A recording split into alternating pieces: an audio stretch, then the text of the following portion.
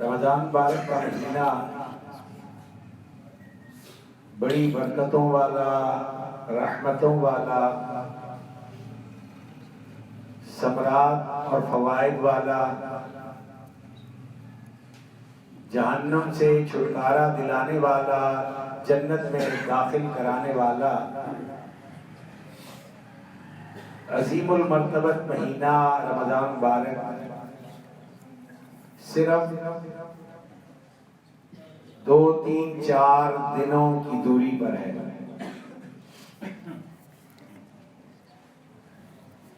اور یہ دوری اس قدر بھی بڑھ سکتی ہے کہ ہم میں سے بہت سارے ایسے ہوں کہ جو رمضان مبارک کو نہ پا سکیں۔ سامان 100 برس کا پل کی خبر نہیں، لائی حیات آئے قضا لے چلی چلے، اپنی خوشی نہ آئے نہ اپنی خوشی چلے، کچھ خبر نہیں، نہ جانے کس گلی میں زندگی کی شام ہو جائے۔ اور رمضان مبارک کا یہ عظیم المرتبت شرف اور اعزاز والا ماہ مبارک ہم نہ پا سکیں۔ اس سے پہلے کہ آگے کی گفتگو کی جائے، اس کائنات میں اللہ رب العزت نے 3 قسم کے لوگوں کا تذکرہ کیا۔ ایک ایمان والے ہیں کہ جن کے لیے اللہ رب العزت نے اولئک علی ھدی من ربہم واولئک ھم المفلحون، انہیں ہدایت یافتہ قرار دیا، کامیاب و کامران قرار دیا۔ دوسری قسم کے لوگ ان الذین کفروا سواء علیہم اانذرتہم ام لم تنذرہم لا یؤمنون ختم اللہ علی قلوبہم وعلی سمعہم وعلی ابصارہم غشاوۃ ولہم عذاب عظیم۔ جتنا مرضی انہیں سناتے رہو، جتنا مرضی انہیں متنبع کرتے رہو، ڈراتے رہو، خبردار کرتے رہو، وہ نہ سنتے ہیں، نہ دیکھتے ہیں، نہ توجہ کرتے ہیں، نہ دھیان دیتے ہیں، نہ فکر کرتے ہیں۔ ایسے لوگوں کو اللہ رب العزت نے عذاب کی وعید سنائی اور انہیں کافر قرار دیا۔ تیسری قسم کے لوگ منافق ہیں۔ وَمِنَ النَّاسِ مَن يَقُولُ آمَنَّا بِاللَّهِ وَبِالْيَوْمِ الْآخِرِ وَمَا هُمْ بِمُؤْمِنِينَ يُخَادِعُونَ اللَّهَ وَالَّذِينَ آمَنُوا وَمَا يَخْدَعُونَ إِلَّا أَنفُسَهُمْ وَمَا يَشْعُرُونَ۔ زبان سے کہتے ہیں ہم اللہ پر ایمان لائے، ہم قیامت کے دن پر ایمان لائے۔ اب اس آیت کریمہ میں خصوصیت کے ساتھ قیامت کے دن کا ذکر کیا گیا ہے،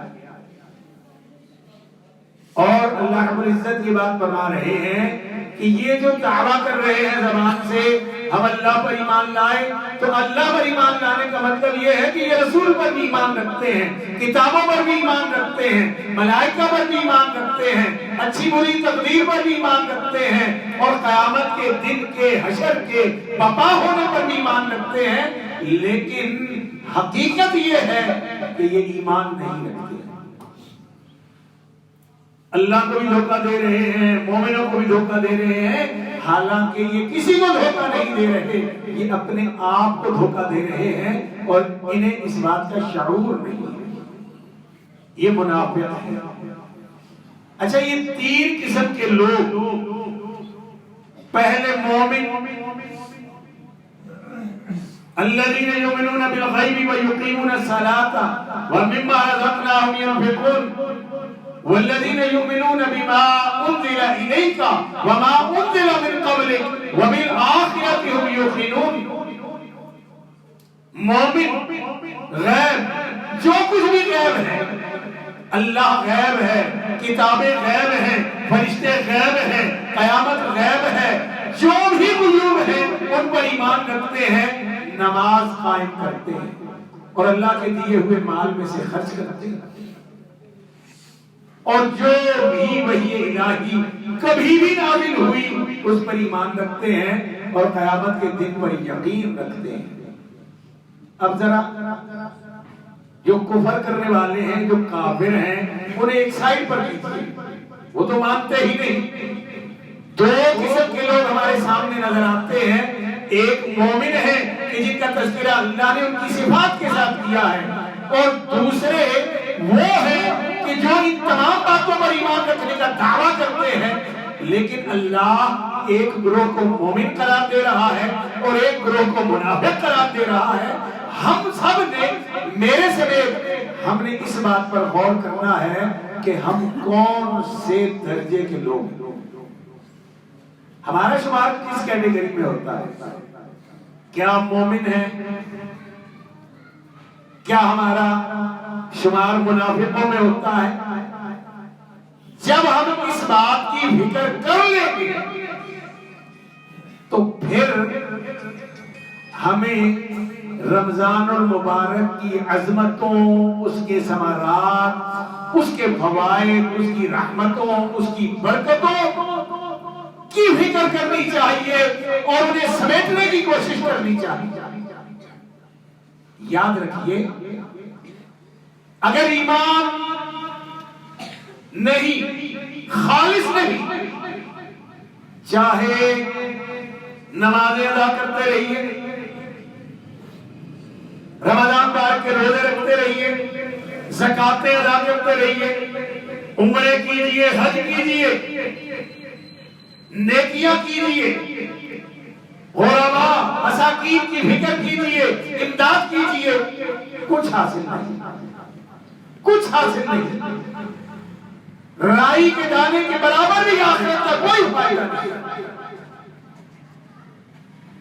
جب تک اللہ رب العزت کے احکامات پر اور جو ایمانیات ہیں ان پر خالص، کامل، اکمل، مکمل ایمان نہیں ہوگا اور اس ایمان کے ساتھ عمل سہلے نہیں ہوں گے تو یاد رکھیے گھاٹے کا سودا، میرا گھاٹے کا سودا۔ اور پھر ان میں اور ہم میں کیا فرق رہ گیا کہ جو دعویٰ کر رہا ہے میں اللہ پر بھی ایمان رکھتا ہوں، میں رسولوں پر بھی ایمان رکھتا ہوں، میں کتابوں پر بھی ایمان رکھتا ہوں، میں فرشتوں پر بھی ایمان رکھتا ہوں، اور میں ہر چیز پر، قیامت کے دن پر بھی ایمان رکھتا ہوں۔ قیامت بپا ہوگی، حشر بپا ہوگا، اللہ رب العزت فرشتوں کے جلوں میں تخت پر جلوہ افروز ہو کر انسانوں کے سامنے آئے گا، تشریف لائے گا، جلوہ افروز ہوگا اور پوری کائنات کے جن و انس کو اللہ رب العزت کے حضور حاضر کر دیا جائے گا۔ لیکن سوال تو یہ پیدا ہوتا ہے ہمارے دلوں کے اندر کس قدر ڈر ہے اس وقت کا کہ جب ہم اللہ رب العزت کے حضور پیش کیے جائیں گے۔ اللہ رب العزت نے جو رمضان مبارک کا روزوں کا ذکر کیا، فرضیت کا، یا ایھا الذین آمنوا کتب علیکم الصیام کما کتب علی الذین من قبلکم، اللہ روزے رکھوا رہا ہے کس لیے؟ لعلکم تتقون، تاکہ متقی بن جائیں، پرہیزگار بن جائیں، اللہ کا ڈر دل میں آ جائے۔ اور یہی سبق اور یہی نچوڑ، یا ایھا الناس اعبدوا ربکم الذی خلقکم والذین من قبلکم لعلکم تتقون۔ اللہ اپنی عبادت کا حکم دے رہا ہے، اس عبادت کا جو پہلوں کو بھی دی گئی اور ہمیں بھی دی گئی، کس لیے کہ تم اللہ کی عبادت کرو، کس لیے کرو؟ لعلکم تتقون، تاکہ تم متقی پرہیزگار بن جاؤ، اللہ کا ڈر تمہارے دل میں آ جائے۔ اور ہماری کیفیت کیا ہے؟ ایک شخص کو ایک ہیرا ملا، وہ جوہری کے پاس گیا اور اس نے اسے وہ ہیرا دکھایا، جوہری پریشان ہو گیا، کہنے لگا میں یا کوئی بھی سارے مل کر بھی اس کی قیمت ادا نہیں کر سکتے، تم بادشاہ کے پاس چلے جاؤ۔ بادشاہ کے پاس گیا، بادشاہ نے ہیرا دیکھا، وزراء نے ہیرا دیکھا، وزیر اعظم نے دیکھا، بہت قیمتی ہیرا ہے۔ وزیر اعظم کہنے لگا پوری سلطنت بیچ کر بھی اس کی قیمت ادا نہیں کی جا سکتی۔ پھر بادشاہ نے کہا میں اس ہیرے کو لینا چاہتا ہوں، ہر صورت لینا چاہتا ہوں۔ وزیر اعظم نے کہا اس بندے کو میرے حوالے کر دے، اسے کہا کہ کل تم آ جانا، بادشاہ کا پورا محل کھلا ہوگا، سارے دروازے، سارا مال و زر، خزانوں کے منہ کھول دیے جائیں گے، تم آنا، جتنا مرضی لے سکو سمیٹ کر لے جانا، مگر وقت ہے کہ تم صبح آنا اور غروب آفتاب کے وقت تمہارا وقت ختم ہو جائے گا۔ اب وہ شخص جسے یہ نوید سنائی گئی، یہ بشارت سنائی گئی کہ صبح بادشاہ کے محل کے دروازے تمہارے لیے کھلے ہوں گے، زر و جواہر، خزانے، لال و گوہر تمہارے لیے بکھیرے گئے ہوں گے، جتنے مرضی لے جانا۔ ساری رات اسے نیند ہی نہیں آئی، سوچتا رہا، خیالی قسم کے محلات بناتا رہا، ایک تجسس، ایک جستجو، خوشیاں، مسرتیں، عیش و آرام کے تصوراتی پیکر۔ صبح پہنچا، نیند کے مارے برا حال۔ اب جب محل کے دروازوں میں کو دیکھا کھلے ہیں، اندر داخل ہو گیا تو کیا دیکھتا ہے؟ بہترین کھانے ایک سائڈ پر لگے ہوئے، اب کھانے شروع کر دیا۔ بہت ٹائم ہے، کوئی مسئلہ نہیں ہے، پورا دن پڑا ہوا ہے۔ کھانے لگا، کھانے کے بعد اٹھا، اگلی سائڈ پر دیکھا، ملبوسات شاندار قسم کے نفیس زرق و برق سے مرصع لباس پہن کر چیک کرنے لگا، کہنے لگا سوچ کیا ہے، ابھی تو سارا دن پڑا ہے، اور پھر لباس پہنتا ہے، ایک پہنتا ہے، شیشے کے سامنے کھڑا ہوتا ہے، دیکھتا ہے، خوبصورت لگتا ہے، پھر اسے اتارتا ہے، دوسرا پہنتا ہے۔ اسی میں دوپہر گزر گئی، آگے بڑھا، بیش قیمت پلنگ مسہریاں لگی ہوئی،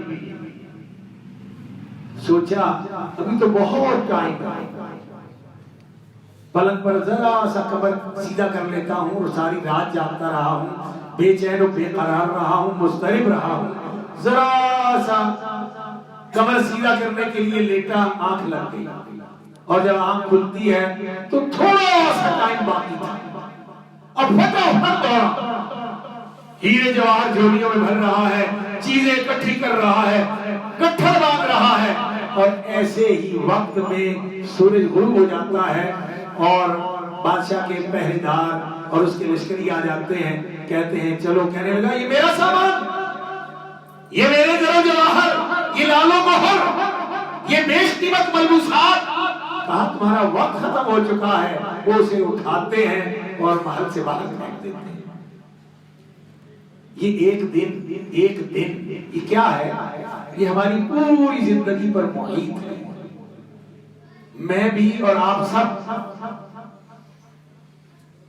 ذرا اس بات پر غور کریں، ہمیں اللہ رب العزت نے جنت سے نکالا، قُلْنَا اهْبِطُوا مِنْهَا جَمِيعًا، سارے کے سارے اتر جاؤ، وَلَكُمْ فِي الْأَرْضِ مُسْتَقَرٌّ وَمَتَاعٌ إِلَىٰ حِينٍ، ایک وقت مقررہ تک، ایک معین مدت تک تم نے زمین پر زندگی گزارنی ہے، اور پھر تم نے محنت اور کوشش کر کے، اور اس کا تذکرہ بھی اللہ رب العزت نے اسی جگہ پر کر دیا۔ قُلْنَا اهْبِطُوا مِنْهَا جَمِيعًا فَإِمَّا يَأْتِيَنَّكُم مِّنِّي هُدًى فَمَن تَبِعَ هُدَايَ فَلَا خَوْفٌ عَلَيْهِمْ وَلَا هُمْ يَحْزَنُونَ، میں تمہارے لیے وحی الہی کے خزانے اتاروں گا، میں تمہارے لیے وحی الہی کی روشنیاں، پنکھوئے، کہکشائیں نازل کروں گا، اور جو کوئی بھی اپنے وجود کو اس سے صبر کر کے میرے پاس آئے گا میں اسے واپس اس کی جنت میں بھیج دوں گا۔ اور ہم نے کیا کیا؟ ہم اسی شخص کی طرح ہم کھانے پینے میں، جان بنانے میں، عیش و آرام میں، لاؤ لعب میں اور دنیا کی رنگینیوں اور دل فریبیوں میں ہم گم ہو گئے، اور نتیجہ شادیاں کر رہے ہیں، کرنی چاہیے، کھانے کھانے ہیں، کھانے چاہیے، زر کو مت لباس پہننے چاہیے، پہنے ضرور پہنے، لیکن کیا صرف یہی اسی مقصد کے لیے اللہ نے ہمیں بھیجا؟ اللہ رب العزت تو اس قدر مہربان ہے، اس قدر مہربان ہے، اس قدر اپنے بندوں سے محبت کرتا ہے، اور میں رب کعبہ کی قسم اٹھا کر کہتا ہوں کہ اس پوری کائنات میں اور تمام جہانوں میں اللہ رب العزت جس قدر اپنے بندوں یعنی انسانوں سے محبت کرتا ہے، رب کعبہ کی قسم کسی سے بھی محبت نہیں کرتا۔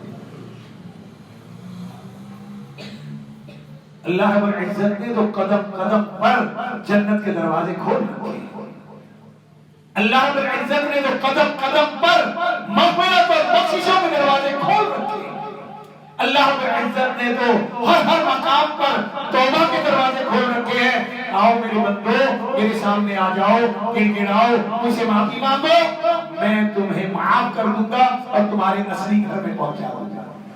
اور یہ جو رمضان مبارک کا مہینہ ہے، یہ کیا اللہ رب العزت کی محبت کا منہ بولتا ثبوت نہیں؟ ہم نے کتنے رمضان گزارے ہیں، آج ہم اس رمضان کا استقبال کرنے والے ہیں۔ میرے سامنے میرے سمیت یہاں پر بہت سارے دوست احباب جو نوجوان ہیں، انہوں نے ہو سکتا ہے 10 رمضان مبارک کا استقبال کیا ہو، بہت سارے ایسے ہیں جنہوں نے 20، 25، 30، اور ہمارے جو شیخ صاحب ہیں انہوں نے کم از کم 40 رمضان مبارک کا استقبال کیا ہوگا، اور ہم نے اس سے بھی زیادہ کیا ہوگا اور کیا ہے، لیکن ان سارے رمضان مبارک کے استقبال کرنے کے بعد کیا ہم نے جھوٹ چھوڑ دیا؟ کیا ہم نے غیبت چھوڑ دی؟ کیا ہم نے ملاوٹ چھوڑ دی؟ کیا ہم نے لوگوں کی حق تلفی کرنا چھوڑ دی؟ کیا ہم نے ذخیرہ اندوزی چھوڑ دی؟ کیا ہم نے رشوت لینا چھوڑ دی؟ کیا ہم نے ظلم و زیادتی کرنا چھوڑ دی؟ کیا ہم نے حسد کرنا چھوڑ دیا؟ کیا ہم نے بغض کرنا چھوڑ دیا؟ کیا ہم نے اپنے دلوں کو کینے سے پاک کر لیا؟ کیا ہم نے اپنے آپ کو رسول اللہ صلی اللہ علیہ وسلم کی تعلیمات کے مطابق ڈھال لیا؟ کیا ہم نے اللہ کی وحدانیت، اس کی ربوبیت، اس کی علومیت کو بالکل درست طریقے سے جان لیا، مان لیا، پہچان لیا؟ وہی ہے چال بے ڈھنگی جو پہلے تھی سو بھی ہے۔ یاد رکھیے، یہ عبادات رسمی عبادات نہیں ہے۔ نماز کا وقت آیا، بڑے بہترین طریقے سے نماز ادا کی، باہر نکلے، پھر وہی چوری ہے، پھر وہی جھوٹ ہے، پھر وہی ملاوٹ ہے، وہی لوگوں کی حق تلفی ہے، وہی ذخیرہ اندوزیاں ہے اور ہر برائی میں ملوث ہے۔ تو ایسی نماز کا آپ کو یا مجھے کیا فائدہ ہوگا؟ اور اگر رمضان مبارک کے 30 یا 29 روزے رکھنے کے بعد یکم شوال کو ہم عید مناتے ہیں، خوشیاں مناتے ہیں، اللہ سے دعائیں کرتے ہیں، اے اللہ ہم نے رمضان مبارک کے روزے رکھے ہیں، ہمیں عیدی عطا فرما دے، اپنی رحمتوں سے نواز دے، اپنی برکتوں سے نواز دے، ہماری دنیا بھی بہتر کر دے، ہماری آخرت بھی بہتر کر دے، اور اس کے بعد ہم پھر اسی انداز میں پورے 11 مہینے گزار دیتے ہیں۔ تو مجھے بتائیے کہ رمضان مبارک کی آمد کا اور ہمارے اس استقبال کا کیا فائدہ ہوگا؟ ایک وقت آ رہا ہے، وہ وقت وہی ہے وَبِالْآخِرَةِ هُمْ يُوقِنُونَ۔ اگر قیامت کے دن پر یقین ہے تو پھر ہم مطمئن کیوں ہیں؟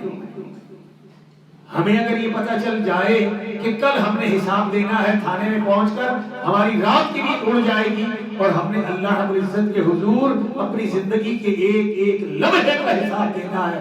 ہم گناہ کر کے بھول گئے، ہم نیکیاں کر کے بھی بھول گئے، لیکن اللہ رب العزت نے سارا کچھ ہمارا نامہ اعمال کی صورت میں بچا کر اور محفوظ کر کے رکھا ہوا ہے.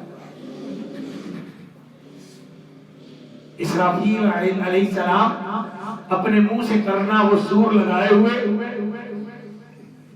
اور اپنے کان عرش الہی کی طرف لگائے ہوئے منتظر ہے کب حکم ملتا ہے وہ اس میں سور پھونکے اور اس کائنات کو تباہ کر دے، زمین زلزلوں کا شکار ہو جائے، آسمان ٹوٹ جائے، ستارے جھڑ جائیں، یہ کہکشائیں جھڑ جائیں، یہ شمس و قمر کا نظام ریزہ ریزہ ہو کر بکھر جائے اور زمین کے تمام سمندر اور زمین آپس میں خلط ملط ہو جائے اور وحشی جانور انسانوں میں آ کر گھل مل جائے، کسی کا ہوش نہ رہے، اور پھر وہ دن بپا کر دیا جائے کہ جو قیامت کا دن ہے، جو حشر کا دن ہے، کہ جب جہنم کو لایا جا رہا ہے.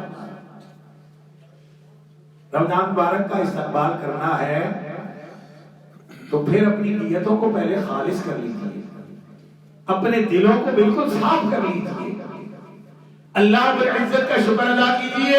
اللہ نے ہمیں انسان بنایا اور پھر اللہ نے ہمیں امت محمدیہ میں پیدا کیا اور اللہ نے ہمارے اوپر اتنے اکرام کیے، اتنے انعام کیے کہ ہم آخری سانس تک اگر اللہ کا شکر ادا کرتے رہے، رب کعبہ کی قسم ہم اس کا شکر ادا نہیں کرتے. ہر لمحہ اللہ کا شکر ادا کرتے ہیں. 40 دن تک تکبیر اولا کے ساتھ نماز پڑھنے کی کوشش کیجئے کہ جس نے 40 دن تکبیر اولا کے ساتھ نماز پڑھی اسے 2 قسم کی نجات ملتی ہے، ایک جہنم سے برات ملتی ہے اور دوسری اسے نفاق سے برات ملتی ہے. پھر نیکیوں کی طرف رغبت کیجئے، نیکیاں حاصل کرنے کی کوشش کیجئے. کل حشر کے میدان میں کوئی نیکی نہیں ملے گی. برائیوں سے بچنے کی کوشش کیجئے، غرباء کا، مساکین کا خیال کیجئے، اپنے پڑوسی کی طرف دیکھیے جو منہ سے نہیں بولتا لیکن اس کے گھر میں چولہا نہیں چلتا. اپنی ساری دل کی، روح کی صفائی کر کے پھر استقبال رمضان کیجئے اور اللہ رب العزت سے عہد کیجئے، اے رب کریم جو گزر گیا سو گزر گیا، تو بڑا معاف کرنے والا ہے، تو بڑا رحم فرمانے والا ہے. تیری بارگاہ میں تو وہ جہنم کہ جسے 70,000 غلاموں کے ساتھ 4 ارب 90 کروڑ فرشتوں نے پکڑ رکھا ہوگا اور اس کے شعلے پہاڑوں کی طرح اچھل رہے ہوں گے، اگر زمین پر ایک قطرہ آنسو کا مومن بندہ بہا دیتا ہے، عرش عظیم کا رب اس کی پوری جہنم کو بجھا دیتا ہے. اللہ تو اس قدر اپنے بندوں سے محبت کرتا ہے. لیکن ہمیں بھی تو صفائی کر لینی چاہیے. اپنے عقائد کی صفائی کیجئے، توحید کو کھڑا کیجئے، سنت مبارکہ کے مطابق عمل کیجئے اور اپنی زندگی کو اللہ کا شکر بجا لانے پر لگا دیجئے. گناہوں سے معافی مانگتے رہیے، نیکیوں پر لگ جائیے. زندگی کا کوئی بھی لمحہ ایسا آنے والا ہے کہ ہچکی آئے گی اور یہ جسم مٹی کا ڈھیر بن جائے گا. اور پھر حشر کے میدان میں رسول اللہ صلی اللہ علیہ وسلم نے ارشاد فرمایا، میں کیسے مطمئن رہوں، میں کیسے اطمینان رکھوں. یہ کون کہہ رہا ہے جو اس کائنات میں سب سے عظیم المرتبہ انسان ہے، امام الانبیاء ہے، سید البشر ہے، خیر البشر ہے، سید ولد آدم ہے، خاتم النبیین ہے، ختم المرسلین ہے، سید المرسلین ہے.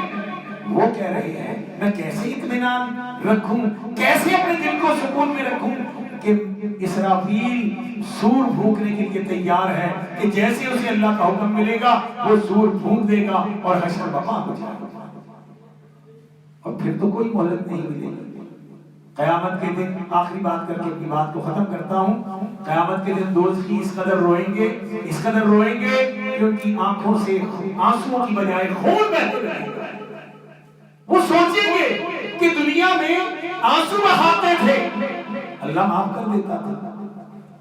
وہاں پر وہ روئیں گے، خون کے آنسو بہائیں گے، لیکن ان کی کوئی فریاد سننے والا نہیں ہوگا. فرشتے کہیں گے یہ آنسو تم دنیا میں بہاتے اپنے اللہ کے آگے گر گراتے اللہ سے اپنے گناہوں کی معافی مانگتے اللہ کے حضور سجدہ ریز ہو کر آہوزاری کرتے اے اللہ ہمارے گناہ بہت ہیں اے اللہ ہم بڑے خطا کار ہیں اے اللہ ہم گناہوں کی دلدلوں میں ڈوبے ہوئے ہیں اے اللہ پوری کائنات زمین سے لے کر آسمان تک ہمارے گناہوں سے بھری ہوئی ہے لیکن اے اللہ تیری رحمت جو ہے وہ تو وسیع ہے بے کرم ہے یہ حد ہے زمین سے لے کر آسمان تک گناہ ہمارے بھرے ہوئے ہیں لیکن اے اللہ تیری رحمت کی تو کوئی حد نہیں اے اللہ معاف کر دے اور اللہ رب العزت تو اپنے ان بندوں سے بہت خوش ہوتا ہے کہ جو بندے اس زندگی میں آخری سانس سے پہلے اپنے اللہ کے سامنے رونے لگتے ہیں گڑ گڑانے لگتے ہیں معافی مانگنے لگتے ہیں اور اللہ رب العزت انہیں معاف کر دیتا ہے اور اللہ رب العزت ان کی جہنم کو بجھا دیتا ہے اور اللہ ان کے لیے جنت کے جو اعلیٰ دلکش دل بھرے مقامات ہیں اللہ ان کے لیے واقع کر دیتا ہے اور یہ رمضان مبارک کا مہینہ اللہ رب العزت ہی کی محبتوں کا منہ بولتا ثبوت ہے کہ اللہ اپنے بندوں کو جہنم سے بچانا چاہتا ہے استقبال کیجئے لیکن اسی طرح کہ پھر شوال کا یکم شوال کا دن اس کے بعد 11 مہینے اسی طرح گزرے کہ جس طرح رمضان مبارک میں گزرے اللہ رب العزت ہم سب کو عمل کرنے کی توفیق عطا فرمائے آمین ثم آمین و آمین